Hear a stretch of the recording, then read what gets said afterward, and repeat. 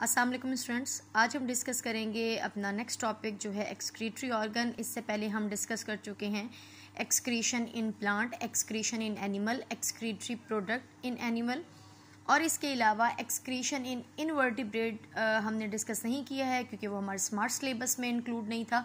इसके बाद हमने स्टार्ट किया एक्सक्रीशन इन वर्टिब्रेट, जिसकी एग्जांपल हमने ली है ह्यूमन बीइंग। तो एक्सक्रीशन इन ह्यूमन बीइंग पढ़ने से पहले हमने ये देखना है, हमने ये डिस्कस करना है कि कौन कौन से ऑर्गन हैं जो कि ह्यूमन बॉडी में, हमारी बॉडी के अंदर एक्सक्रीशन करते हैं। तो एक्सक्रीटरी प्रोडक्ट ह्यूमन बीइंग के कौन से होते हैं और उनके सोर्सेज क्या हैं, ये भी हम प्रीवियस लेक्चर में या वीडियो में डिस्कस कर चुके हैं। आज हम स्टार्ट करेंगे एक्सक्रीटरी ऑर्गन्स। आपको पता है कि एक्सक्रीटरी ऑर्गन्स दो मेन ऑर्गन हैं जो कि हमारी बॉडी के अंदर एक्सक्रीशन के लिए रिस्पॉन्सिबल हैं। Number 1 liver, number 2 kidneys.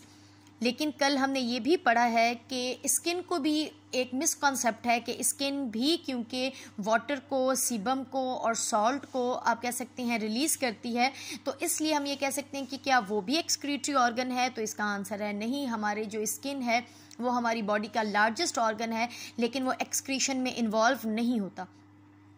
यानी कि स्किन एक्सक्रीशन नहीं करती, स्किन जस्ट सिक्रीशन करती है। और सिक्रीशन और एक्सक्रीशन में क्या डिफरेंस है ये भी मैं प्रीवियस लेक्चर में बता चुकी हूँ।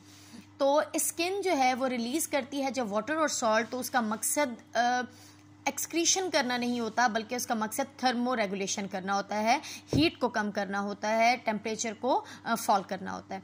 जबकि जब स्किन ऑयल रिलीज़ करती है तो उसका मकसद भी एक्सक्रीट आउट करना नहीं होता, बल्कि उसका मकसद भी होता है कि वो माइक्रोब्स के अगेंस्ट, माइक्रो ऑर्गेनिज्म के अगेंस्ट, जर्म के अगेंस्ट हमारी प्रोटेक्शन कर सके। तो स्किन को हम किसी सूरत भी एक्सक्रीटरी ऑर्गन नहीं कह सकते। एक्सक्रीटरी ऑर्गन बेटा सिर्फ दो ही हैं, नंबर 1 लिवर और नंबर 2 किडनी, जिसमें सबसे पहले हम स्टार्ट करेंगे पहला जो इंपॉर्टेंट ऑर्गन है जिसे हम कहते हैं लिवर। लिवर किस तरह से एक्सक्रीटरी ऑर्गन है वो हम आगे डिस्कस करने वाले हैं। बेटा ये एक लॉन्ग क्वेश्चन है और इसको हम दो पार्ट्स में डिस्कस करेंगे। नंबर 1 सबसे पहला पॉइंट कि ये सेंट्रल स्टेशन है मेटाबॉलिज्म का। बॉडी के अंदर जितनी भी मेटाबॉलिज्म होती है वो कहाँ पर पाई जाती है, वो कहाँ पर होती है, हमारी बॉडी की जो मेटाबॉलिज्म है उसका सेंट्रल स्टेशन लिवर को कहा गया है। नंबर 2 ये क्लियरिंग हाउस है हमारी बॉडी का। इसका मतलब ये है कि जितनी भी, क्लियरिंग हाउस किसे कहा जाएगा, यानी कि जितना भी वेस्ट मटेरियल होता है, चाहे वो नाइट्रोजनस वेस्ट है या किसी भी तरह का वेस्ट है, वो सारा का सारा बॉडी से कौन कलेक्ट करता है, लिवर कलेक्ट करता है, और उसके बाद उसे बॉडी से बाहर रिलीज आउट करने के लिए पास कर देता है किडनी को। तो इसका मकसद ये है कि जो लिवर है वो क्योंकि पूरी बॉडी का क्लियरिंग हाउस है, इसलिए वो बॉडी के ज़्यादातर ऑर्गन के साथ कनेक्टेड रहता है या इंटरेक्ट करता रहता है। तो लिवर वो ऑर्गन जिसे आप ग्लैंड भी कह सकते हैं क्योंकि सिक्रीशन भी करता है, ये क्या करता है, पूरी बॉडी के साथ कनेक्टेड है। और इसका मकसद क्या है, पूरी बॉडी का जो नाइट्रोजीनस या जो मेटाबॉलिक वेस्ट है उसे वो कलेक्ट करता है, उसको डिटॉक्सीफाई करता है, यानी कि उसको लेस टॉक्सिक बना देता है और फिर उसे भेज देता है किडनी की तरफ। किडनी का काम डिटॉक्सिफिकेशन या लेस टॉक्सिक करना नहीं है, बल्कि उसका काम ये है कि जो लिवर उसे भेज रहा है वो एज इट इज़ यूरिन बनाकर उसको बॉडी से बाहर एक्सक्रीट आउट कर देंगे।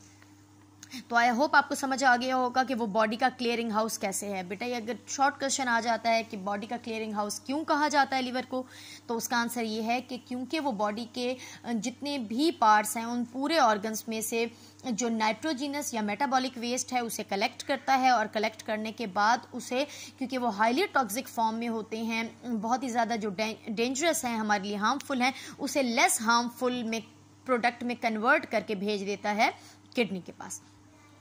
और इसी तरह से वो सपोर्ट कर देता है होम्योस्टेसिस को। आपको पता है होम्योस्टेसिस क्या है। होम्योस्टेसिस ऐसा मैकेनिज्म जिसमें बॉडी में बैलेंस रखा जाता है, चाहे वो वाटर का हो, सॉल्यूट का हो, टेम्परेचर का हो या वेस्ट का हो। क्योंकि ये पूरी बॉडी से वेस्ट को कलेक्ट करता है, इस बेस पे इसको क्लियरिंग हाउस भी कहा जाता है। तो आप कह सकते हैं कि ये सपोर्ट कर रहा है होम्योस्टेसिस को। इसके अलावा ये साथ में सपोर्ट करता है किडनी को। किडनी को कैसे सपोर्ट कर रहा है, क्योंकि जितना भी वेस्ट है वो कलेक्ट लिवर करेगा, डिटॉक्सीफाई भी लिवर करेगा, किडनी को जस्ट प्रिपेयर्ड फॉर्म में वेस्ट भेज देता है और फिर किडनी उसको बॉडी से बाहर रिलीज आउट कर देती है in the form of urine. सबसे इंपॉर्टेंट टॉपिक जो कि बेटा यहाँ का शॉर्ट क्वेश्चन भी है वो है site of urea cycle. Liver के अंदर ही बच्चों यूरिया साइकिल रन कर रहा होता है, यूरिया साइकिल चल रहा होता है। अब अगर हम बात करें कि व्हाट इज़ यूरिया साइकिल, तो ये हम डिस्कस कर चुके हैं कि पूरी बॉडी में से अमोनिया और जो न्यूक्लिक एसिड है उसका वेस्ट होता है अमाइनो ग्रुप। अमाइनो ग्रुप को आप कह सकते हैं डीएमिनेशन किया जाता है, यानी कि रिलीज़ करवाया जाता है प्रोटीन और न्यूक्लिक एसिड से, और उसे कन्वर्ट करवा दिया जाता है तो उसे कन्वर्ट कर दिया जाता है अमोनिया में। अब जो NH2 रिलीज़ हुआ है, यानी कि जो अमाइनो ग्रुप रिलीज़ हुआ है, उसको सबसे पहले कन्वर्ट किया जाता है अमोनिया यानी कि NH3 में। यही सारा का सारा जो NH3 है पूरी बॉडी से कलेक्ट होता है लिवर के पास, और उसे उसके लेस टॉक्सिक फॉर्म यूरिया में कर दिया जाता है कन्वर्ट। तो यूरिया जब, यानी कि अमोनिया जब यूरिया में कन्वर्ट होता है तो वो एक साइकिल के थ्रू होता है जिसे कहा जाता है यूरिया साइकिल, और ये यूरिया साइकिल कहाँ पर रन करता है? लिवर के अंदर रन करता है। इसलिए आप कह सकते हैं कि ये किडनी को भी सपोर्ट कर रहा है, ये होम्योस्टेसिस को भी सपोर्ट कर रहा है, ये बॉडी को साफ भी कर रहा है, और ये यूरिया साइकिल के लिए भी रिस्पॉन्सिबल है। तो यूरिया साइकिल बेटा एक बहुत ही इंपॉर्टेंट शॉर्ट क्वेश्चन है जिसे हमने अब समझना है। तो साइकिल का वर्ड हम किसे कहते हैं? साइकिल का वर्ड यानी कि जो पॉइंट जहाँ से शुरू होता है वापस अगर वो उसी स्टेज पे आके ख़त्म हो, उसी प्रोडक्ट पे आके ख़त्म हो, तो हम उसे कहते हैं साइकिल। तो यूरिया साइकिल में सबसे पहले लिवर के अंदर क्या पाया जाता है? एक मॉलिक्यूल, एक कंपाउंड ऑरेंथिन। ऑरेंथिन के अंदर एक अमोनिया और एक कार्बन डाइऑक्साइड का मॉलिक्यूल ऐड होता है, और ऑरेंथिन को किस में कन्वर्ट कर देता है? सिट्रोलिन के अंदर। अब सिट्रोलिन के अंदर एक और अमोनिया ऐड होता है और बना देता है आर्गनिनोसक्सिनेट। आर्गनिनोसक्सिनेट को स्प्लिट कर दिया जाता है, तोड़ दिया जाता है आर्गनिन में और सक्सिनेट में। आर्गनिन उसी साइकिल के अंदर आगे नेक्स्ट स्टेप पर चला जाता है, जबकि जो सक्सिनेट है वो इस साइकिल से रिमूव हो जाता है। अब आर्गिनाइन को या आर्गिनिन को आर्गिनेज नाम का एक एंजाइम स्प्लिट करता है ऑरेंथिन में और यूरिया में।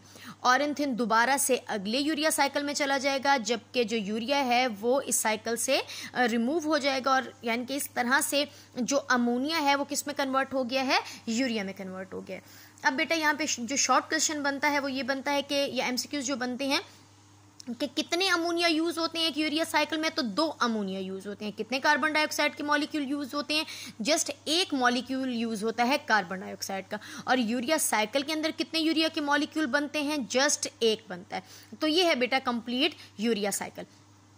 तो लिवर क्या है? लिवर सेंट्रल स्टेशन है मेटाबॉलिज्म का, लिवर क्लियरिंग हाउस है। क्यों इसको ये टाइटल दिया गया है कि वो क्लियरिंग हाउस है? क्योंकि वो पूरी बॉडी का जो नाइट्रोजिनस वेस्ट है, मेटाबॉलिक वेस्ट है, उसे कलेक्ट करता है।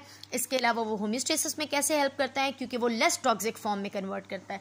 जो वेस्ट आया है वो किस फॉर्म में है? वो अमाइनो ग्रुप की फॉर्म में है, वो अमोनिया की फॉर्म में है, लेकिन वो उस अमोनिया को किस में कन्वर्ट कर देता है? लेस टॉक्सिक फॉर्म में, जिसे कहा जाता है urea.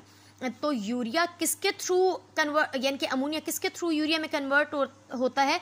Through a urea cycle, जिसके ये हमने स्टेप पढ़े हैं। बेटा अगर आप BSc लेवल में जाते हैं तो ये एक बहुत ही लेंदी सा आप कह सकते हैं टॉपिक है, इसमें बहुत सारे स्टेप्स होते हैं, लेकिन हमें डायरेक्ट जस्ट समराइज करके आपके सिलेबस के अकॉर्डिंग दिया गया है यूरिया साइकिल, जो कि कहाँ पर हो रहा होता है? लिवर के अंदर। ये भी एक MCQ है कि यूरिया साइकिल कहाँ पर होता है? तो यूरिया साइकिल किया जाता है, ये हमारी बॉडी के अंदर चल रहा होता है लिवर के अंदर, जिसमें सबसे पहले ऑरेंथिन जो कि पिछले ही साइकिल से बचा हुआ मॉलिक्यूल है, उसके अंदर एक अमोनिया, एक कार्बन डाइऑक्साइड ऐड होते हैं, बन जाते हैं सिट्रोलिन। सिट्रोलिन के अंदर एक और अमोनिया यूज़ होते हैं, तो बना देते हैं आर्गिनोसक्सिनेट। आर्गिनोसक्सिनेट को जब तोड़ा जाता है तो वो कन्वर्ट होता है आर्गिनिन में और सक्सिनेट में। सक्सिनेट बॉडी से बाहर, यानी कि इस साइकिल से बाहर चला जाता है, जबकि आर्गिनिन पर एक आर्गिनेज नाम का एंजाइम एक्ट करता है और 2 तरह के उस आर्गिनिन को तोड़ देता है 2 तरह के मॉलिक्यूल में, एक यूरिया जो कि अब इस साइकिल से बाहर चला जाएगा, और ऑरेंथिन में। ऑरेंथिन नेक्स्ट यूरिया साइकिल में जाएगा, जबकि यूरिया लिवर से होता हुआ एंटर हो जाएगा किडनी में, और यूरिन के थ्रू, यानी कि यूरिन की फॉर्म में वाटर के साथ बॉडी से बाहर रिलीज हो जाएगा।